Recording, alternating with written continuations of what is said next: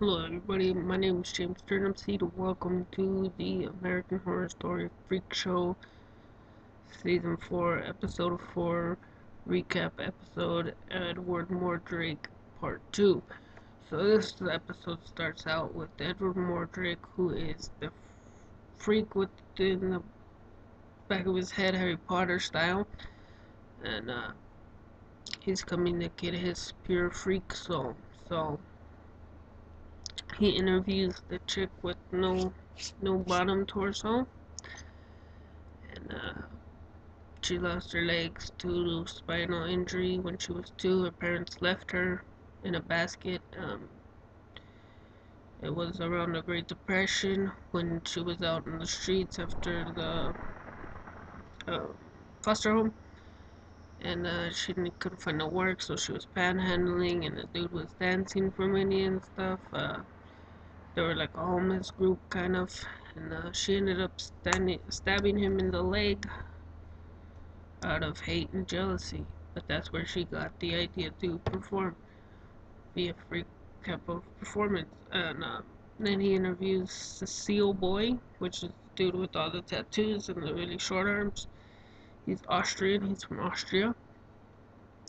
He learned to scrap at a young age because of his arms, but hey, he would escape in the dark and watch movies. He wanted to go to Hollywood, but when he got over here, it was the Great Depression. So they kind of treated him like a monster. So he made himself a monster with all those tattoos. Because before, tattoos were frowned upon, like mafia. Even in Japan, tattoos are like a sign of Yakuza or the Japanese mafia or just like bad people in general. So then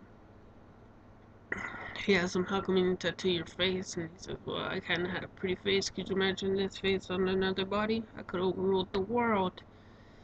So he didn't take either of them. He went to the pinheads, but they were playing with the ribbon on the string and having fun, and they wanted them to play with them. So he thought they were too innocent and they couldn't make him weep. Which I agreed, they're just the pinheads. They're happy and go lucky people. So and then he goes to Eliza, is her name? The one who sings the most. The German who recruits the people. He goes to her room. She tells her tells him her story, which is she was a German whore in I forget exactly where, but she worked in the horse mud house. She was like a dominatrix type, and she wouldn't let the people touch her. So she was an actual whore prostitute type of chick. She was more just like a dominatrix. And then one time they paid her handsomely, and she was drugged and made a smut film where they had her not tied and bound, but like handcuffed and then like not shackled, but like tied down. So basically, they tied her down, her arms to the bedpost, and then her legs to the bottom part, and then they chainsawed off her legs. Luckily, there was a soldier boy who she whipped and made him like a dog, and it made him sit on this really nasty toilet type thing that had um, spikes, not spikes, but like nails on the toilet seat.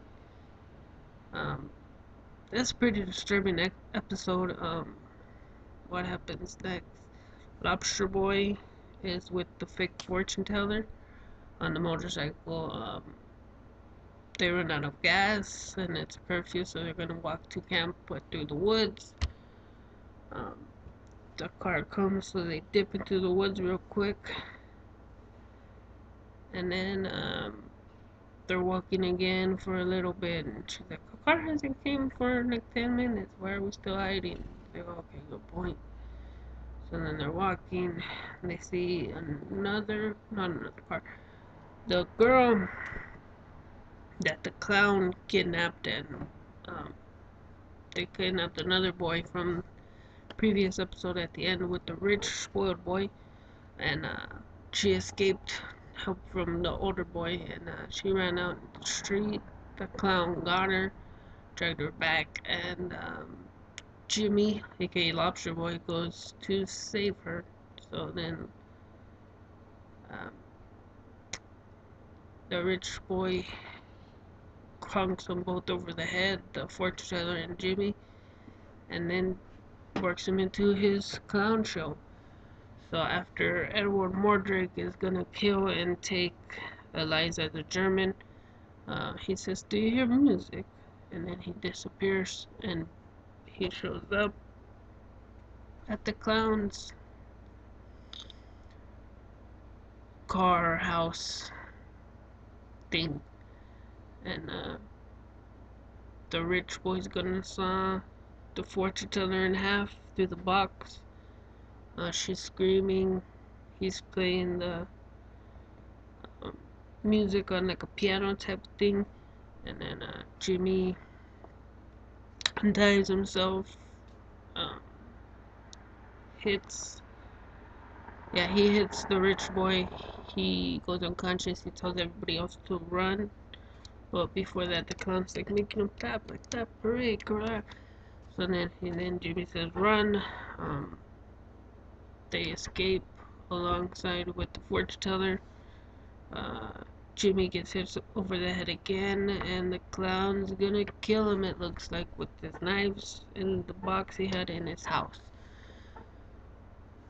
Appears Edward Mordrake. He makes him tell the clown tell his story. He makes him take off his mask. He's missing just part of his face, just whole bottom part. And this is where the episode gets pretty sad. Um, he tells his story. He was in a freak show himself. He would blow up balloons. He was special. Um, so he would blow up balloons and, perform for the kids. The dwarves were perverts. They talked about how he get that job where the kids sit on his lap and everything. Like they wanted to have sex with children, kind of type thing is what I got from it. Um,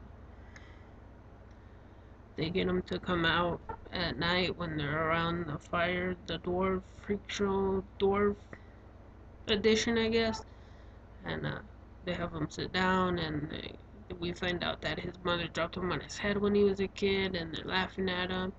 And then they accused him of the clown of touching the kids, like, in a bad way. And he says, "No, that's not true. I'm a good person." And oh, the cops are coming, and they get him to run away. He runs away, so they spread the rumor that, hey, that guy touches the kids inappropriately, so he cannot be a clown in the freak show no more. He hates freaks now, because they're evil. They're bad, according to this clown. Um, he ends up making toys in his house thing where his mother was living, so it was there for a long time. He moved in, but she was dead already when he came back, so he's making toys to sell at the toy shop. The, what you call it? The shopkeeper says, "No, no, no," and he shows, like, the kid, like, "See, don't you want this? Don't you want this?" And he's like, "What the fuck?"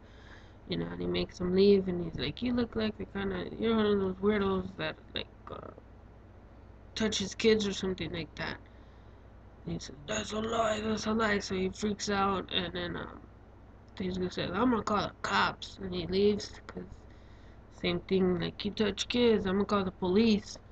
So then he tries to shoot himself with the shotgun, and he says he's so dumb he can't even kill himself, so that's why he gets a double barrel, pulls one trigger, and then shut off the whole bottom part of his mouth, which is why he had the creepy mask drawn on, because then he drew it around his bandage.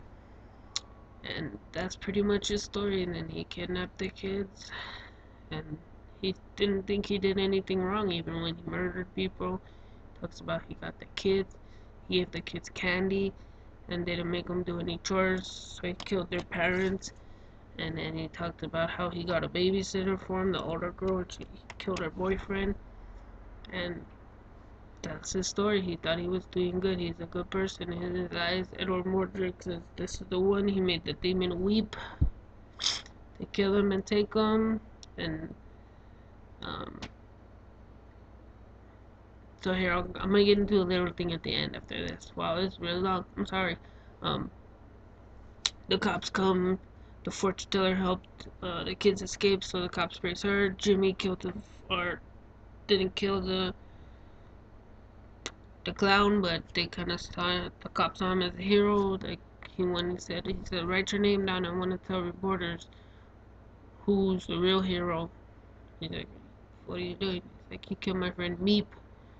He didn't deserve to die. So then he looks at him funny, and they go back to the freak show tent. The whole town shows up.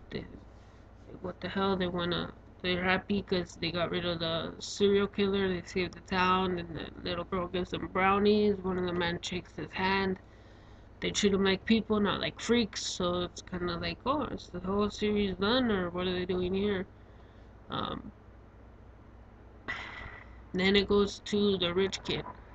He picked up the dead clown's front mask part because it was a mask. It had a rubber band type thing around it.